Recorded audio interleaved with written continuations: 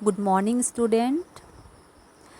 हिंदी 1 में हमने first chapter भाषा, व्याकरण एवं बोली के बारे में पढ़ चुके और समझ चुके हैं और मैं आशा करती हूँ कि सभी कोई प्रश्न उत्तर भी बना लिए होंगे।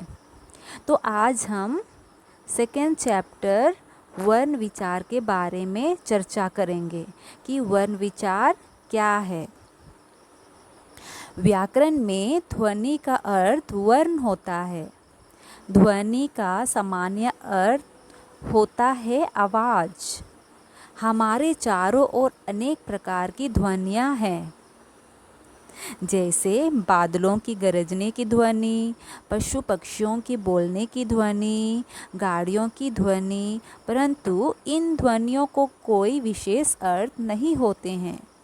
परंतु मनुष्य के बोलने और बातचीत करने से जो ध्वनियाँ निकलती है उनके निश्चित अर्थ होते हैं।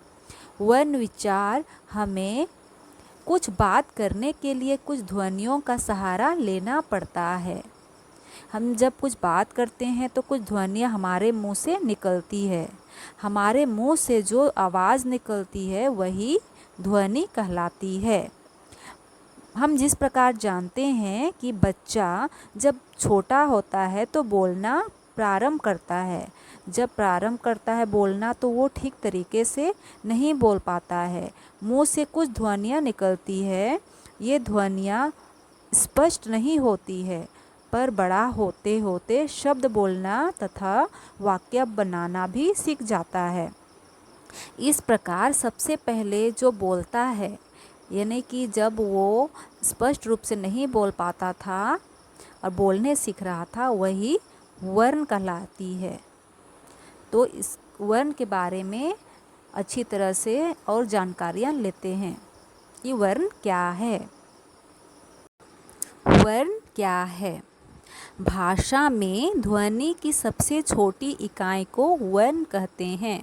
अर्थात हम जब कोई भी भाषा बोलते हैं तो सबसे पहले हम वर्ण बोलना सीखते हैं। वर्ण के जरिए ही भाषा का निर्माण होता है। इसके और टुकड़े नहीं हो सकते, यानी कि जैसे क, ख, ग, ये अपना अपना एक रूप है जिसे हम कभी खंड या टुकड़े नहीं कर सकते हैं। वर्ण को हम अक्षर भी कहते हैं। वर्णों का निश्चित क्रम वर्णमाला कहलाता है। हिंदी में कुल 52 वर्ण हैं। जैसे हम देखेंगे, शेर का वर्ण होगा श जोड़ ए जोड़ र जोड़ अ। उसी प्रकार से गाड़ी का वर्ण है ग जोड़ आ जोड़ द जोड़ ई। हिरन ह जोड़ ई जोड़ र जोड़ अ जोड़ न जोड़ अ। माला म जोड़ आ जोड़ ल जोड़ आ। सेब का स जोड़ ए जोड़ ब जोड़ अ। वर्णमाला। वर्णमाला वर्णों के समूह को कहा जाता है। हिंदी की वर्णमाला निम्न प्रकार से है। हिंदी वर्णमाला में स्वर अ आ ई उ ऊ री ए ओ ओ। स्वर के बारे में हमें जानकारियाँ हो गई। अब हम व्यंजन वर्ण के बारे में जानते हैं।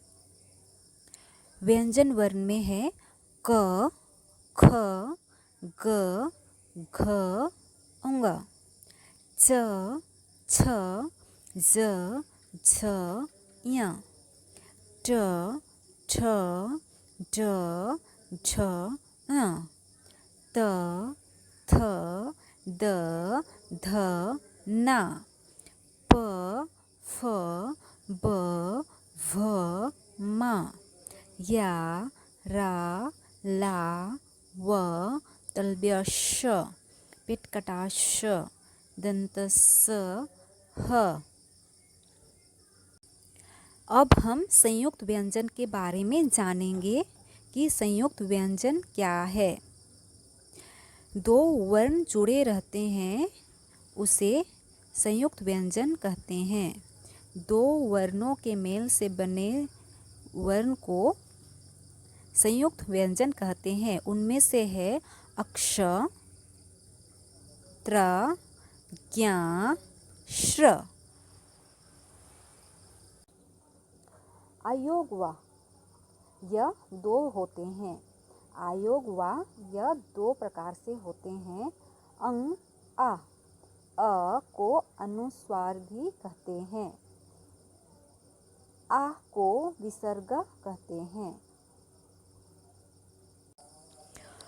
वर्ण तीन प्रकार के होते हैं, स्वर, व्यंजन, अयोग व। तो हम सबसे पहले स्वर के बारे में जानते हैं कि स्वर क्या है।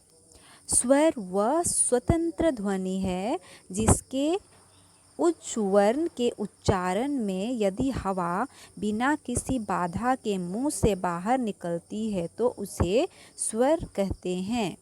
स्वरों की कुल संख्या 11 है, जैसे अ, आ, ई, उ, री, ए, ऐ, ओ, औ। अब हम स्वरों के प्रकार के बारे में जानेंगे। स्वरों के मुख्यतः दो प्रकार होते हैं। पहला ह्रस्व स्वर और दीर्घ स्वर और एक है पुल्लिंग स्वर। तो सबसे पहले हम ह्रस्व स्वर के बारे में जानेंगे।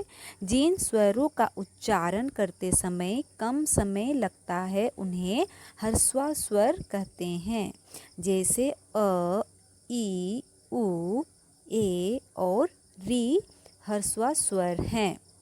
दीर्घ स्वर जिन स्वरों का उच्चारण करते समय अधिक समय लगता है उन्हें दीर्घ स्वर कहते हैं, जैसे आ, ई, उ, ए, ओ, औ दीर्घ स्वर हैं।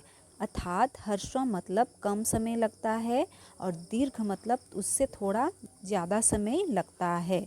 और पुल्लिंग स्वर है ह्रस्व और दीर्घ स्वर से 3 गुना इसका उच्चारण करने में समय लगता है, जैसे ओम, हे राम। अब हम आगे व्यंजन के बारे में देखते हैं कि व्यंजन क्या है। जिन ध्वनियों का उच्चारण करते समय मुंह से बाहर आने वाली वायु के मार्ग में रुकावट पैदा होते हैं उन्हें व्यंजन कहते हैं। व्यंजनों की कुल संख्या 35 है।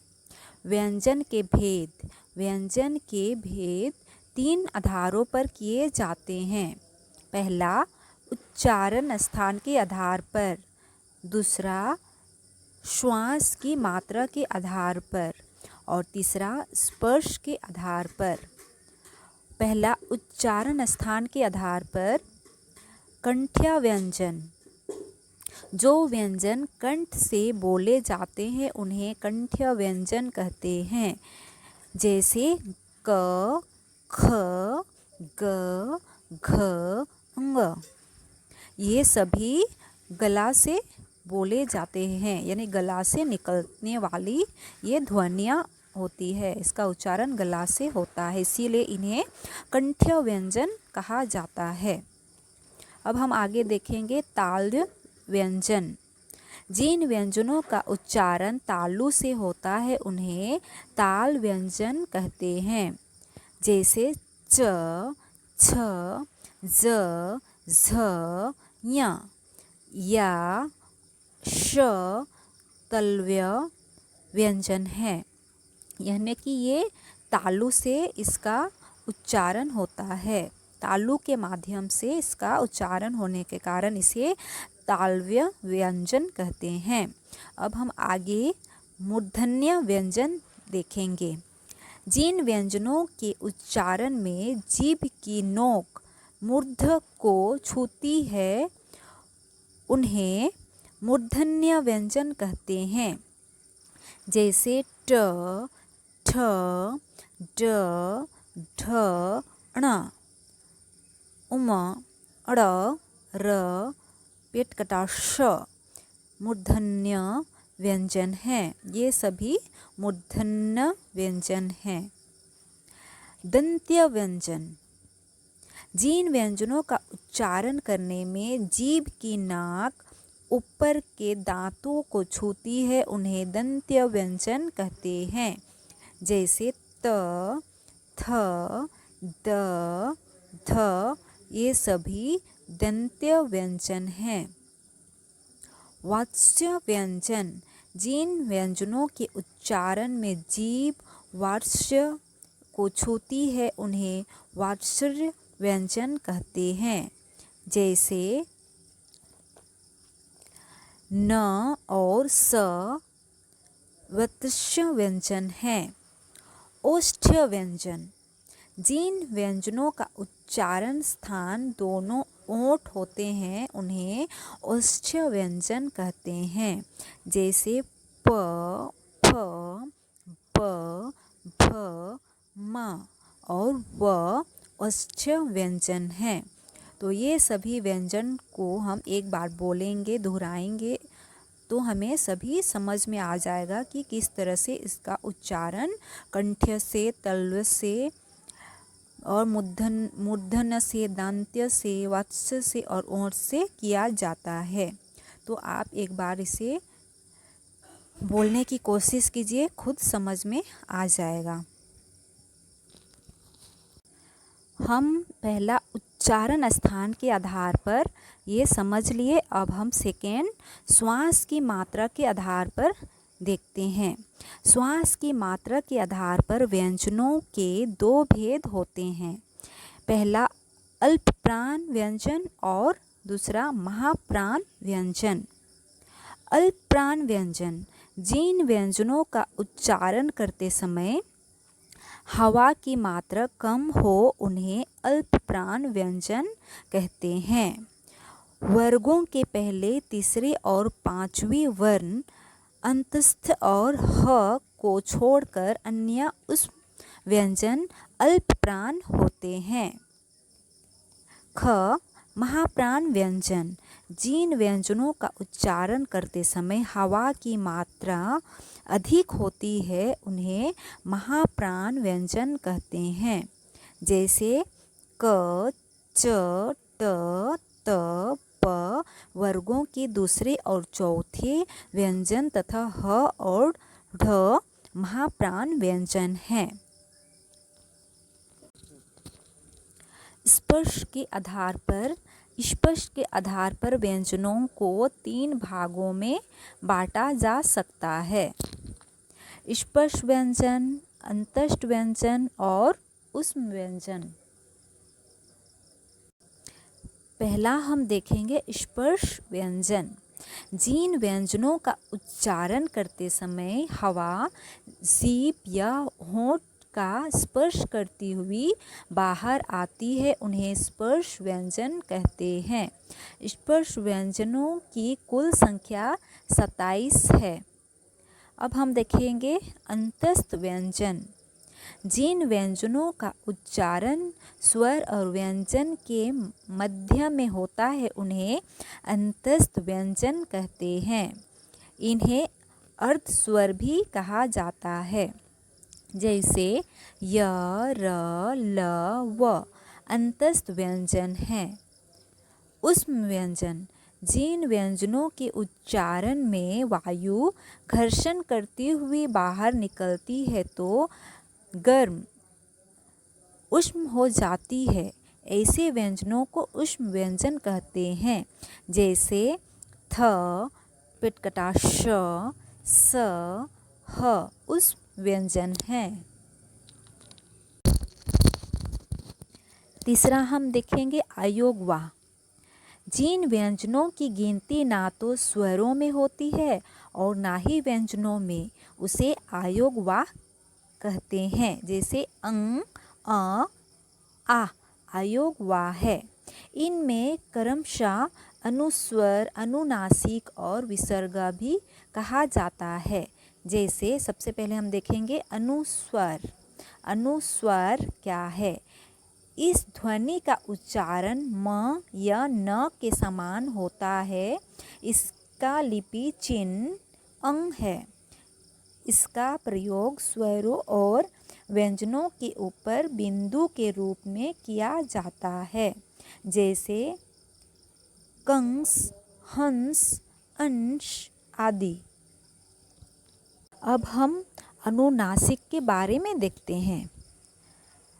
जब किसी वर्ण का उच्चारण करते समय हवा मुंह के अलावा नासिका यानी कि नाक से भी निकलती है तो उसे नासिका कहते हैं। नासिकता वर्णों का एक गुण है। इसको चंद्र बिंदु भी कहते हैं। इसका चिन्ह चंद्र बिंदु है। इसका प्रयोग स्वरों और व्यंजनों के ऊपर किया जाता है। जैसे आँख, चांद, माँ, गाँव, सांप, बिंदु, कुंवर, आँख आदि।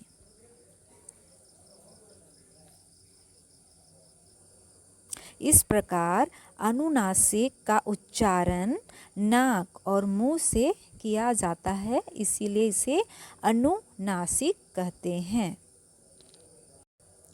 अब हम आगे विसर्ग के बारे में जानेंगे कि विसर्ग क्या है।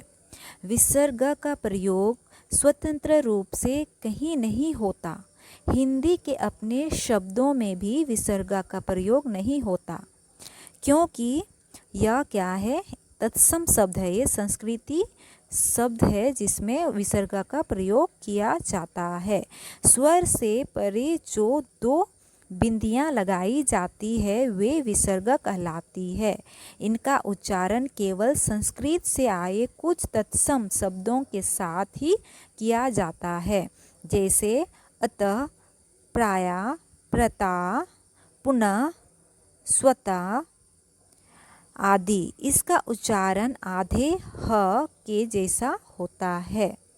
इस प्रकार आज का हमारा पाठ्यक्रम सेकेंड चैप्टर वर्ण विचार समाप्त होती है और मैं आशा करती हूँ कि आप लोगों को ज़रूर समझ में आ गई होगी और इस प्रकार अब प्रश्न उत्तर भी ज़रूर बन जाएगा।